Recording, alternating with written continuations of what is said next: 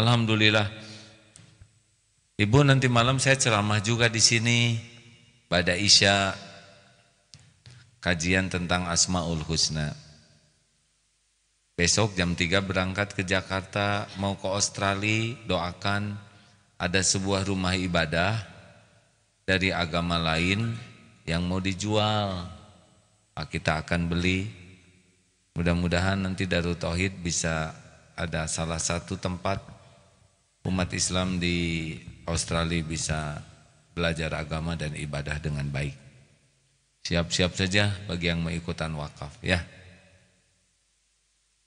Jadiannya besok, hari Sabtu jadiannya, bukan jadiannya, uang jadi itu. Kayak sama siapa aja pakai jadian-jadian. Sok atuh, ada yang mau didiskusikan? Ada pertanyaan kah? Ibu mau nanya, Bu ingat baik-baik ya, saya bukan Ustadz Abdul Somad, juga bukan Adi Hidayat, hanya menerima pertanyaan yang sederhana gitu. Tolong dek, dilihat dulu yang ngacungnya siapa. Itu kumaha nu ngacung belakang, yang bicara yang depan. Ibu ngacung dulu, Bu. Cok atau ya sudahlah. Membahagiakan Ibu. Assalamualaikum warahmatullahi wabarakatuh. Waalaikumsalam warahmatullahi wabarakatuh. Sangat menarik sekali Ustadz memberikan, maaf saya perkenalkan dulu. Ya Bu, kenalan Bu. Iya, nama saya Endang Hartati dari IPHI Bongaswetan Kabupaten Majalengka. Ustadz, saya sangat tertarik sekali dengan materi tentang kebaikan. Dalam hal ini terus terang saja, apalagi perempuan barangkali sangat sensitif.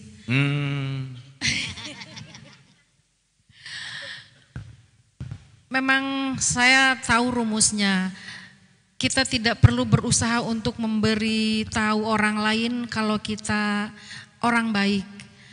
Nah, yang jadi persoalan bagaimana kita menekan agar ketika kita berbuat baik kemudian orang lain bukan hanya tidak berterima kasih tetapi malah sebaliknya dia berbuat culas misalnya seperti itu. Nah, bagaimana kita bisa menekan hati agar bisa tulus menerima kenyataan seperti itu. Baik. Terima kasih. Assalamualaikum. Waalaikumsalam warahmatullahi wabarakatuh. Gini, Nabi Muhammad SAW yang sempurna akhlaknya, sempurna kebaikannya, tetap ada yang tidak suka. Apalagi kita yang nyebelin asli, benar. Jadi sudah mustahil semua orang suka ke kita tuh mustahil. Pasti ada yang tidak suka. Bagaimana kalau ada perbuatan yang kurang baik ke kita? Satu, harus syukur. Hah? Kenapa syukur? Syukur bukan kita yang berbuat jelek ke dia. Kayak kecopetan. Kecopetan sabar atau syukur? Saya tahu saudara bingung. Nyebut sabar takut salah, nyebut syukur takut terkabul, ya kan?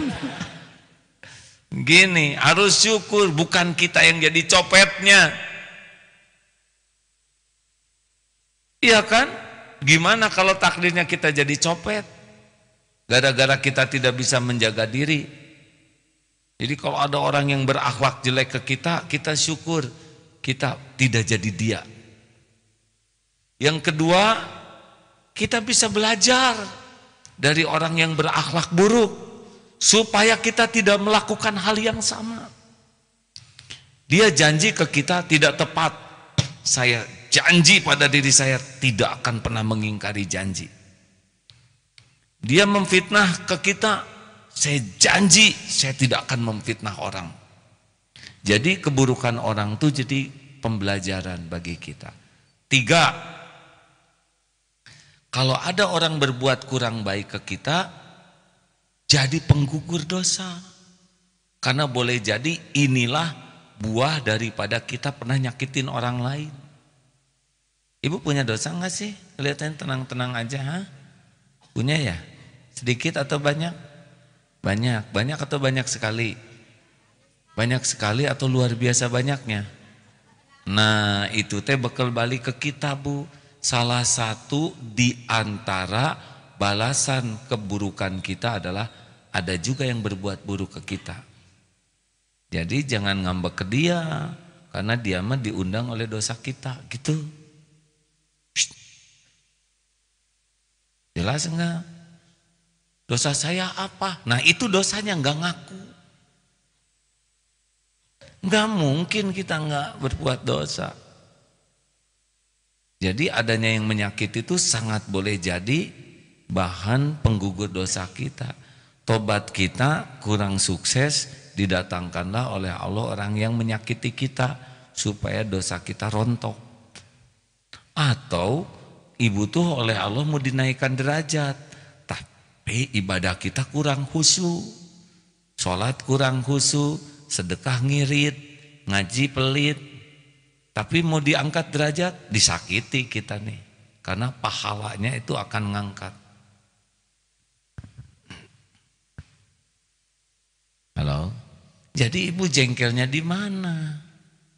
Udah dosa digugurkan, pahala melimpah, kita dapat pelajaran, kita syukur bukan jadi dia. Jadi apa perlunya kita sakit hati? Saya juga udah pernah nyobain dihina rame-rame, enggak sakit hati. Sekarang mah ya. Dulu mah awal-awalnya nyesek we, udah belum tahu ilmunya. Tapi sesudah diajarin guru saya, oh saya bersyukur.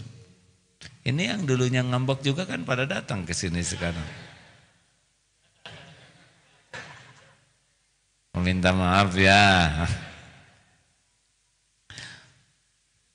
Tenang aja Bu, sudah dimaafkan. Masalahnya bukan itu, pahala saya balikin lagi. Ya, pertanyaan selanjutnya. Ilmu ini mah harus diulang-ulang karena kayak makan ilmu hati itu. Ya Bu. Bismillahirrahmanirrahim. Assalamualaikum warahmatullahi wabarakatuh. Nama saya Nur Aini dari Cirebon. Ini teh Nur Aini itu yang dari Cirebon ya? Ya Bu? Iya. Iya barusan aja dengar dari Bu. Nah itu usil namanya. Bu maafin saya Bu ya. Ini Majelis Taklim Nisa Nur Aini. Bukan. Waduh Nisa Rohaini. Ya lanjut Bu. Haji Ikro. Ya gimana Ibu aja silakan ya. Bu gimana Bu? Begini kita udah suami istri udah baik. Enggak. Ibu jangan salah ngomong. Bisa fitnah nih. Kata siapa kita suami istri? Bu jangan salah ngomong Bu. Ini fitnah kecil. Maksudnya suami istri saya Pak. Sama suami. Apalagi lebih jelek lagi. Jadi saya suami ibu. Yang pun ibu jangan gitu Bu. Ibu. Suami dengan saya. Masa ibu ya tenang dulu. Ibu ngomongnya bener Bu. Suami dengan saya. Oh, tambah jelek lagi. Bu awas Bu. Maaf Pak. Ya tenang, Ibu tenangkan dulu, tenang. Suami saya dengan saya sudah istiqomah. Iya, gini atuh. Baik-baik. Ibu jangan ngomong kita ya. Kalau kita tuh saya ikutan. Kami berdua. Nah, sok lah lebih aman. Ya. Ini serius hadirin. Karena kita suka lupa dengan kata-kata Ini juga pernah dulu ada santri mahasiswa gini pada waktu malam-malam kita kan apa malam-malam kita bisa jadi gosip. Baik Bu, silakan. Maaf ya Bu. Iya sama-sama Pak. Harusnya Ibu yang minta maaf ya nggak? Ya udahlah. Silakan Bu. Tadi kan udah minta maaf. Iya Bu, ya. Saya kurang pendengaran, maaf. Ya kami suami istri yang sudah istiqomah gitu maksudnya. Udah menjalani dengan baik. Tiba-tiba Suami jatuh cinta sama yang lain. Yang lain denger aja. Shh. Tiap keluarga tuh Apakah episodenya beda-beda. Tenang. Apakah ini takdir ataukah ini dosa? Pertanyaannya begitu aja. Assalamualaikum warahmatullahi wabarakatuh. Belum selesai. Mungkin nanti cara bertanyanya begini ya. Ada sebuah rumah tangga gitu, jadi kita nggak mikirin seseorang, lalu suaminya jatuh cinta lagi gitu, Ya. begitu bukan? Ya, Hari istiqomahnya di mana? ya sehari-hari kita udah istiqomah, artinya Istiqomah teh gimana maksudnya? artinya tidak melanggar, ya tidak ada keributan, kami ibadah baik-baik gitu istilahnya. Baik ya. Saya teh harus hati-hati ngejawabnya ya.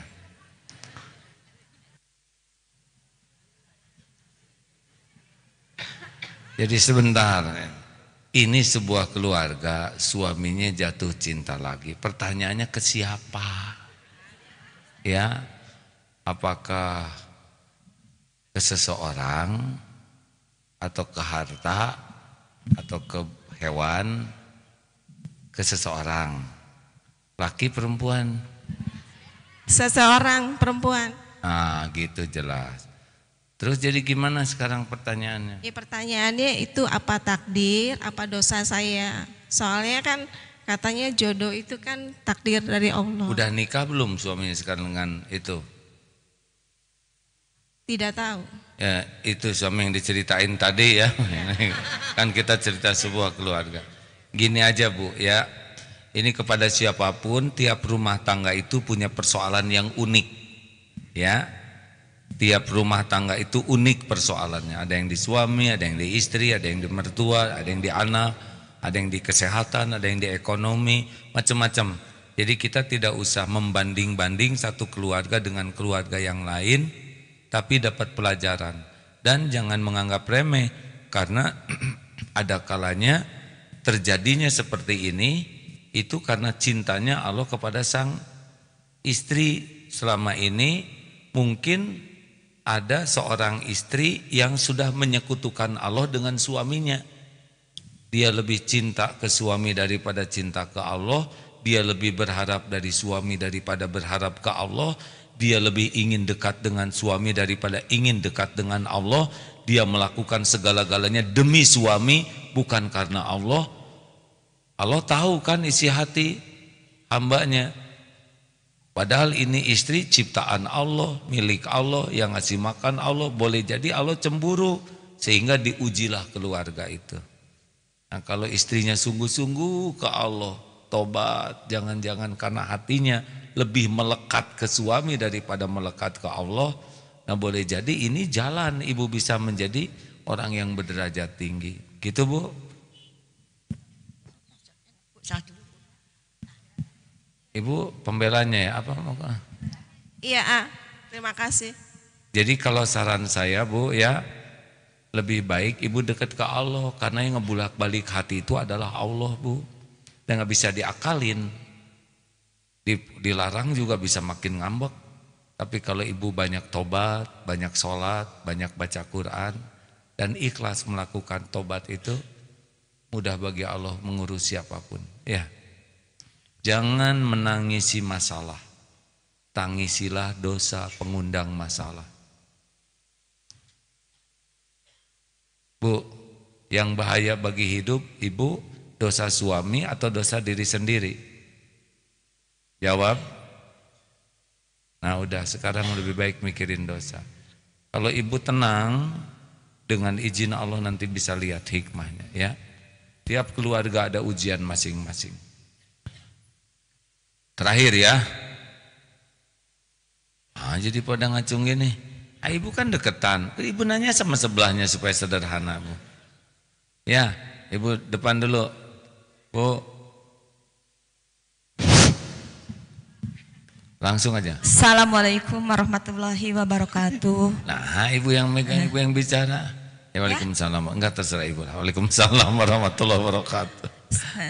Saya dari Masjid Taklim Azikro Cirebon. Nama saya yaitu Ibu Nani Ocim. Membawa ibu-ibu sebanyak 50 orang AA. Alhamdulillah. Ibu teh pimpinannya. Alhamdulillah. Alhamdulillah. Iya. Kenapa dibawa ke sini Bu? Berat-berat. Pengen silaturahmi, pengen ketemu dengan AA. Alhamdulillah. Alhamdulillah. Dan kalau bisa katanya pengen Dipotretkan. foto bersama. Ya, nanti diwakili oleh Ali. Mana Ali? Coba Ali.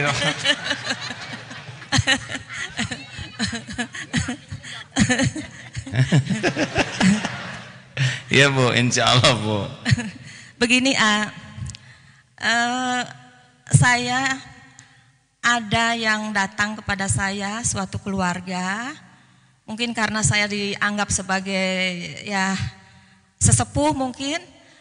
Jadi begini, ada suatu rumah tangga sudah diberi mahar, sudah berapa tahun rumah tangga sudah punya anak, sudah namanya sudah berjalan tadinya baik-baik saja.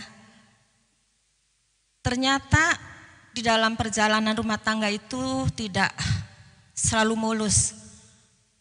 Nah, ini jadi mahar tersebut sudah diberikan kepada istrinya, akhirnya diambil kembali, alasannya pinjam, dipinjam. Apakah itu wajib diambil lagi atau itu sebagai hutang atau tidak boleh diambil maksudnya? Itu mahar hak istrinya Bu. Iya, betul. Jadi kalau pinjam pulangin dong. Jadi kalau misal Tenang, tenang. Mim. Ya Bu, nggak bunyi. Memang kita nggak boleh membahas itu ya Bu ya. Mim, punten Mim. Mim itu adalah ahli sound system. Itu hutang Bu, suruh bayar ya. iya, kalau ditagih tidak bayar terus itu bisa diadukan ke pengadilan agama tidak?